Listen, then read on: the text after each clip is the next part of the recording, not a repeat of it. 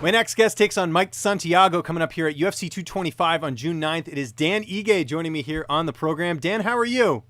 What's up, James? I'm good, man. How are you? Just enjoying my Sunday here in Las Vegas. It's a nice day. Yeah, are you guys cooking out there or what? Because I know here, even in Toronto, we're getting a really bad heat wave right now. I must be just cooking out in Vegas. The weather's been weird, man. It's been up and down. Like all last week was super hot. We were kind of up in the high 90s. Now we're kind of dropping back off into like the high 70s, low 80s. But it's nice, man. It's a beautiful day. So I'm going to go try to get outside and get some sun. Well, I appreciate you taking the time, especially on, I know you got some things to do today, so I appreciate it. But right off the bat, first time I've had you on the show, I know people have seen you on Contender Series, but I wanted to go back even further than that. How did you initially get involved in combat sports?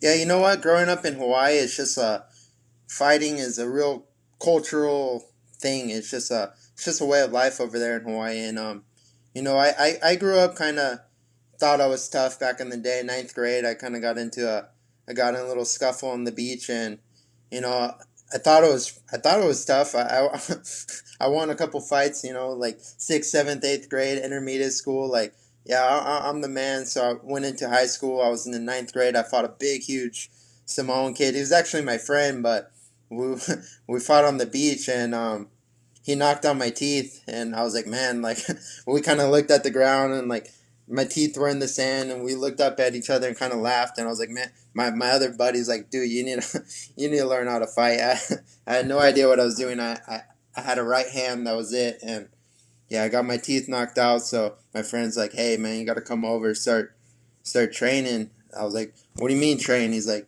my dad teaches jujitsu, so I went over there. We were training every day, and I was learning a little bit, just the fundamentals, the basics, and then I started wrestling actually in 11th grade in high school. So I started a little late. Got into wrestling. My first year was kind of like just kind of went through the motions. Second year, I was like, oh man, I could probably be pretty good at this. So I started competing. I got six in states my second year. I lost in the semifinals, but I realized I was like, man, I want to keep competing. So I went in. I wrestled in college for 2 years at Wartburg, Iowa. Wartburg College in Iowa. They're D3 school, pretty decent wrestling school. I think they have like 12 national championships in wrestling. And so after that, I flew home for the summer. I did an MMA fight, and I was like, man, like I won, I don't know, 30-second TKO. I was like, man, this is what I really want to do. I've never felt anything like that before, and I realized at that moment, like, that was my dream and my passion, and I wanted to pursue that. And at the time, I think BJ Penn was the champ, so it was like cool to see a guy from Hawaii, like, be a champion. So it gave me hope, that I could make it to the UFC one day. So I trained every day from since then, and here I am now. Yeah, and I mean, it's been quite the journey, going from, Hawaii, and now you live in Vegas and train at Extreme Couture. When did you make the move there, and what was sort of the connection there? So I moved to Vegas almost 3 years ago. It was January 2016. Okay. Yeah, January 2016. I actually got married in Hawaii, and then like 5 days later, I moved to Vegas, and I just, I told my wife, like, this is what I wanted to do. I had to do full time to like actually make a move in this sport. I was kind of doing it half-assed back home. I wouldn't say half-assed, but I was working construction 40 plus hours a week, putting a lot of time. That's like physical hard labor, and then still going to train. And I was doing good. I think I was 2-0, and then I had one fight that I lost a split decision. And like at that moment, I realized, like, man, I could be putting everything into training, and I'm not doing that. So Brad Tavares, good buddy of mine, was actually up in Vegas at the time. He's like, hey man, if you want to come out, you got a place to stay, you got a place to train. Don't worry about, work or money. Just come up and do it. And so I had $16, and I was like, I bought a ticket a long time ago, and I was like, this is whatever, when that day comes, that's when I'm gonna go. It doesn't matter how much money I have in my pocket. So that day came. And then I moved to Vegas, had $16. I stayed at Brad's house. He took care of me for a while. I didn't have to worry about food. I just trained, and eventually, yeah, I got a job over here, but we'll get into that. But yeah, I started training, signed with the management company, Sucker Punch Entertainment. Got five fights in a year. Got on the Contender Series, and now I'm in the UFC. So Yeah, it's been pretty crazy the journey you've had, and you reference your day job there, and we'll get right into it. You actually work for Ali Abdel Aziz with Dominance MMA, and you do PR and everything like that. How did that come together? I know Ali manages Brad. I'm guessing was that sort of where it started? yeah, so it's a funny story. I was with Brad, and he's like, "Hey, you want to come to dinner with my manager?"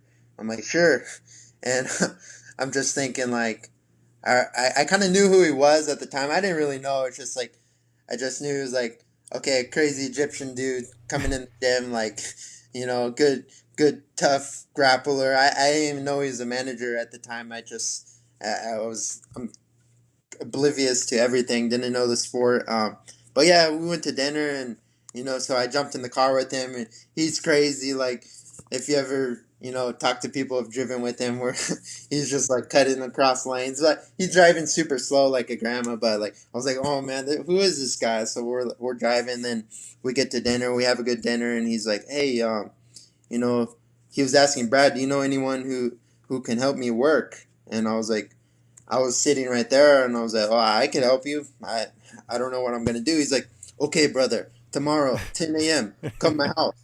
I'm like, okay. So I went over to his house, like, didn't know what I was gonna do, didn't know what to expect, and then so like we're kind of started, like I'm answering texts and emails for him, and it just kind of all went from there. And then now look at the guy now. The guy's one of the best managers in the sport today. He's got over almost 60 fighters in the UFC alone, 100 fighters on his roster, 20 plus guys in PFL, a couple guys in Bellator, outside organizations, and yeah, it's been crazy. So I'm doing that full time now, and I'm gaining the experience as a manager. And yeah, man, Ali, he's a great guy, man. There's a lot of misconceptions out there about him, but like I've known the dude and been around the guy for 3 years every single day. And, I don't have one bad thing to say about him. Like, I see his true colors. He's a great family man. He loves his kids, and he works for his kids, and he works to make guys' dreams become true. And he actually helped my dream become true. So just being in the game, getting fights, he actually introduced me to Brian Sucker Punch. At the time I had 2 fights. He's like, hey, I don't have a ton of connections with smaller shows, but my great friend Brian does. And so he linked me up with Brian. I got 5 fights, and I got in the Contender Series. Now I'm in the UFC, but a big part of that is because of Ali. So I'm super grateful for the dude, and I I don't have enough good things to say about him. So.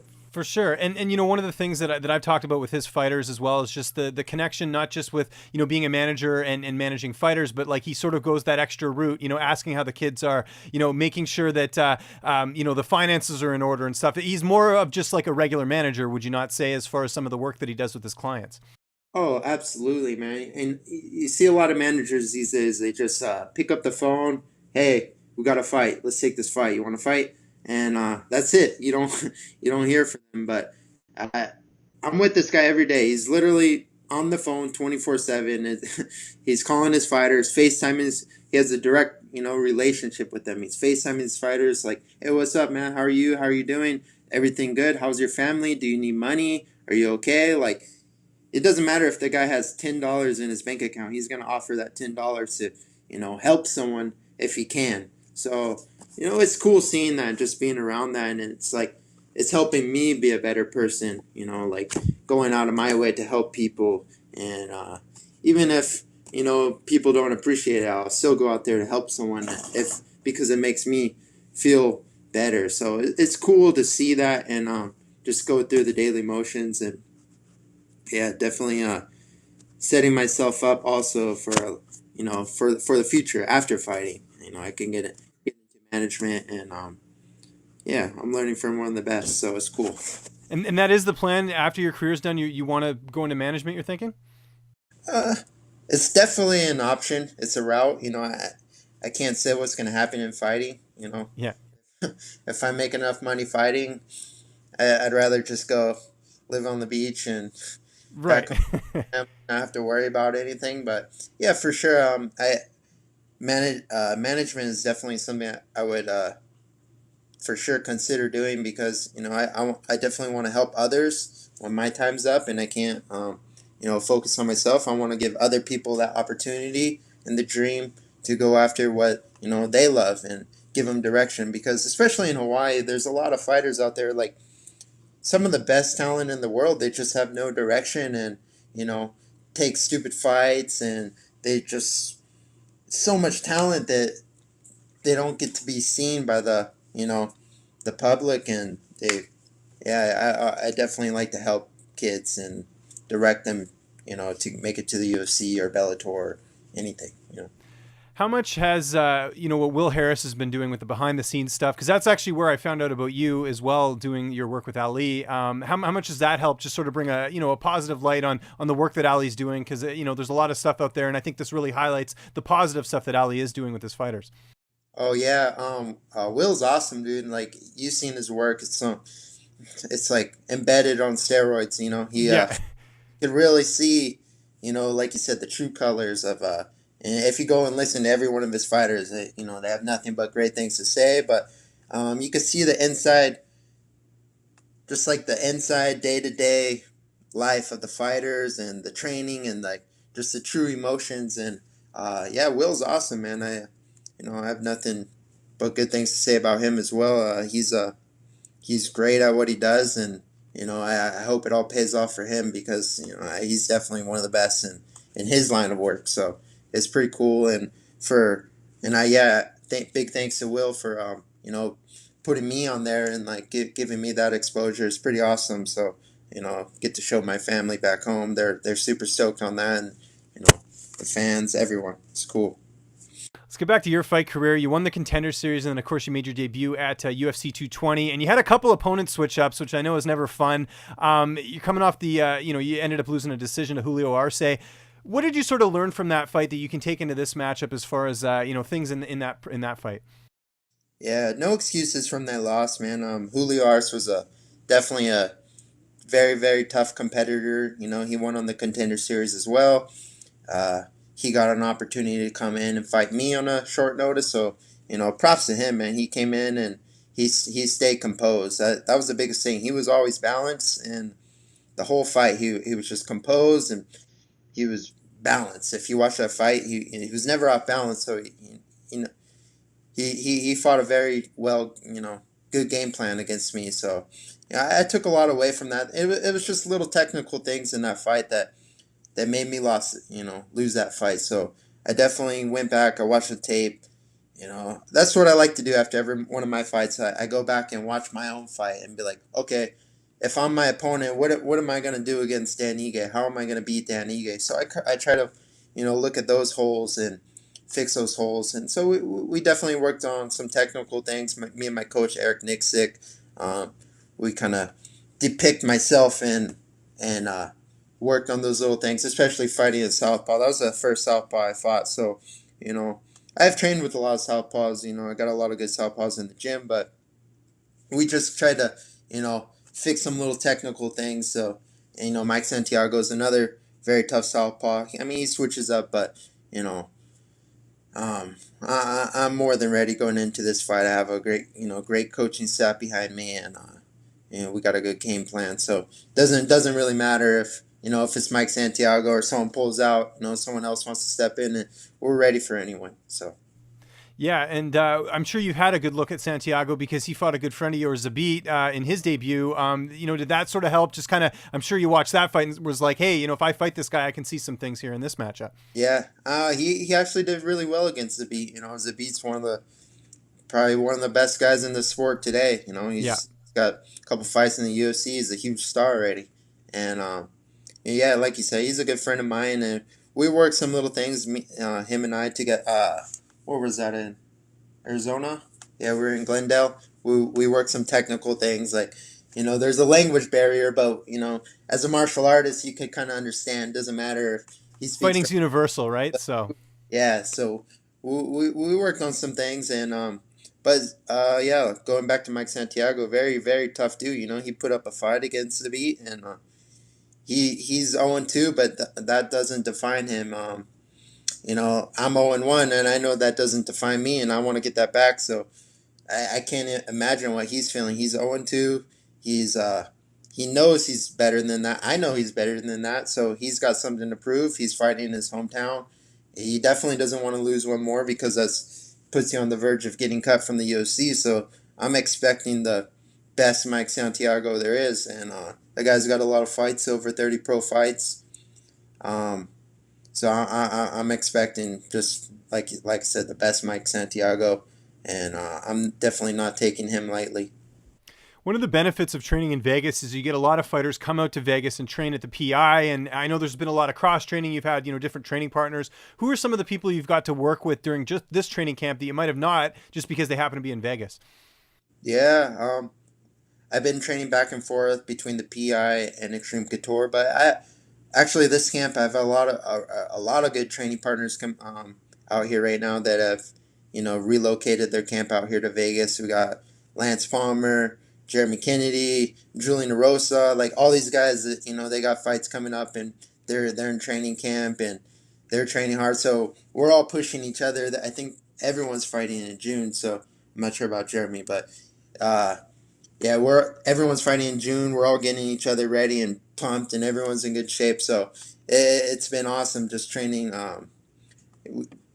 If you look at the board at Extreme, we have a board at Extreme Couture has everyone's fight listed, and that whole entire board's full. So everyone's got fights in the gym, and it's pretty awesome. It's a good time to be in the gym right now, and we got Joe Benavidez. He's fighting on the same card as myself, and so he's got his whole camp. He's built his camp around the PI and an Extreme, and man, I couldn't ask for better training right now. It's like best training camp I've had. Like I said, I got Eric Nixick. He's one of my head coach. I got Skylar Close. He's my brother-in-law. He's coming out. He's been helping, my stand-up game and game planning. Got Hector Vasquez. He teaches at Cobrinhas Jiu-Jitsu in Las Vegas. Really good jiu-jitsu coach. Super technical.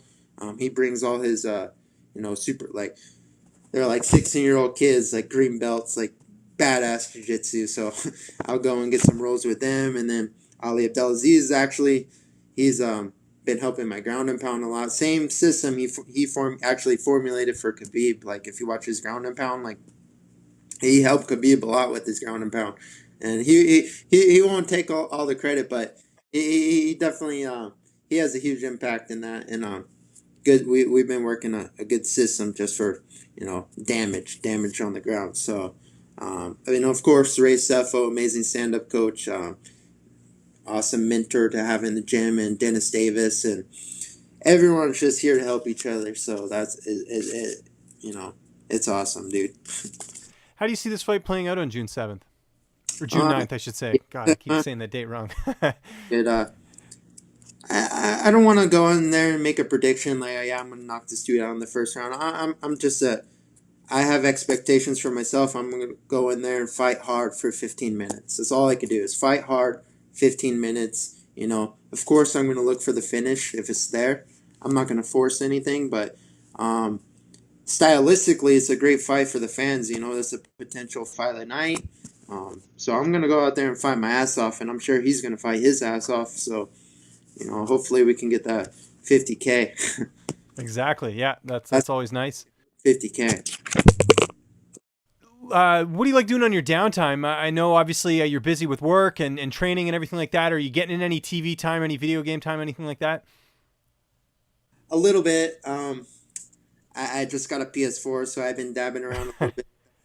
Fortnite game, not very good at it. I don't know how people are so good at that game, but yeah, I've been messing around on there. But yeah, I just like hanging out with my wife and going out hiking or just spending time with her, because I have actually a crazy busy life. I'm still working full time as a manager. I'm fighting full time, and I'm a husband, so I owe it to her. I gotta give her some time as well. But she's super competitive too. She's actually a coach, and she's competing in CrossFit. She just had I saw that on your Instagram yesterday. How did she do? Yeah, she got fifth place overall. It was a team competition. Her and her partner got fifth place out of like 30 people. So it wasn't bad. She learned a lot.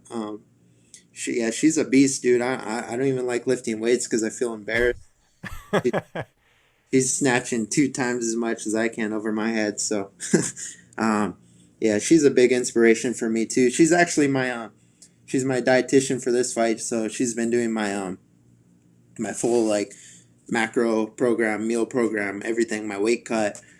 So yeah, no issues there with the weight. Feeling good. Now I could just go into the fight and that's it. Fight.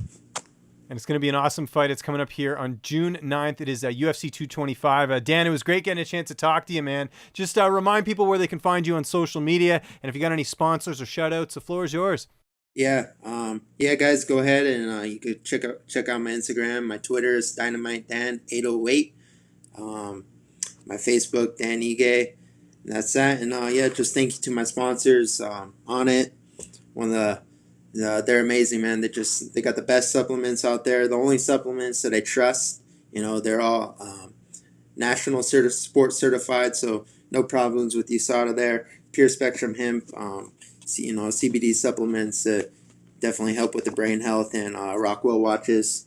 Always hooking it up. So yeah, just thank you guys, and appreciate the fans always, and thank you to everyone, my coaches, friends, family, for supporting me. And yeah, it's going to be a great fight June 9th, so hopefully you guys can tune in. I don't know if they listed which. I think I'm the first fight. I don't know if it's all set in order, but it should be the first fight. So if you don't have Fight Pass, definitely get Fight Pass and check it out. What's up, fight fans? If you like this video, be sure to subscribe to see even more interviews with your favorite UFC and Bellator fighters. We've also got coverage at events, including post-fight press conferences and media scrums. And if you like this video, check out the video to my right. It's worth your time.